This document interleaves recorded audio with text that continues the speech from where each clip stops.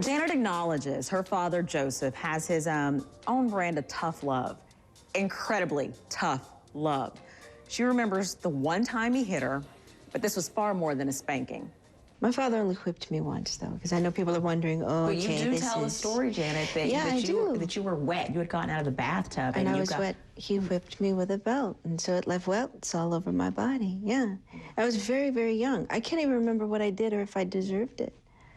But my father, that was the only time my father had ever touched me. Never again. Well, was it because it made you so terrified that you were on eggshells around him? Quite possibly, because I was really young. But I was, growing up, I was afraid.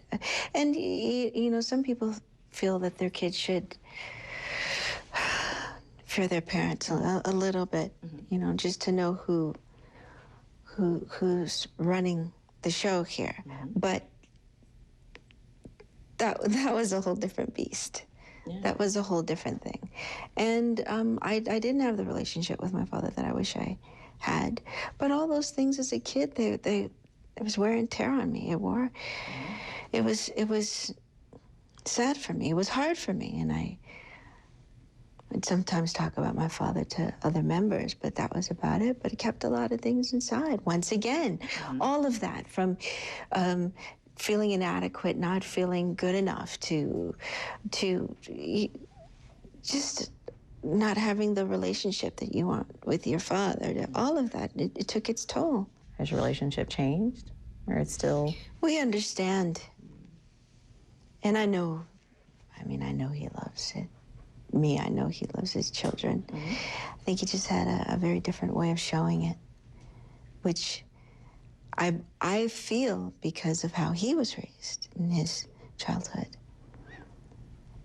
That he did the best he knew how to do. Exactly. He did the best he knew, and I don't think he turned out so shabby. I wouldn't go about it that way, but the end result was on point. But it was difficult for a kid, for me. We reached out to Joe Jackson about claims made in the book. He has not responded. Janet's mom, Catherine, is a devout Jehovah's Witness and says she was also raised in that faith, but eventually took a different path to her own faith. For me, it's having just a one-on-one relationship with God. As a kid, we all studied and went to the Kingdom Hall. And then when we turned of age, my mother let us, for the most part, really venture out. So some of us still are. Some of us are Muslim. Some of us are Catholic. Some of us, just the one-on-one relationship with God. And that's where I am. And whether it's reading a book over here and taking from that Buddhism, whatever it may be, something that really resonates with me and making it a part of my life, that's what I've always done. Have you ever been to therapy? I have, once again, someone who wishes to remain anonymous that I speak with. Still to this day. We've been together for a long, long time. Okay. But the point is you have someone to talk to. Yes, that's the point, is having. And that's what you're telling. You have to talk to someone about it. It's painful. It's very painful, and the only way that you're going to change that and get through it is by talking to someone. When did you start to figure it out? When did you start to realize that your relationship with food and the way you view yourself wasn't healthy? When did you start to push forward to start to pull it together? Yes, I don't know if I can really exactly give you an age, but when I stopped holding it in, when I started to talk about it, what was going on in my life, my issues, and we addressed that too, and then I began to understand it, and then things began to change for me. That's when my life changed, when I let all that I had held in all those years, that I had kept to myself, except for speaking to my dogs about it and speaking to God about it.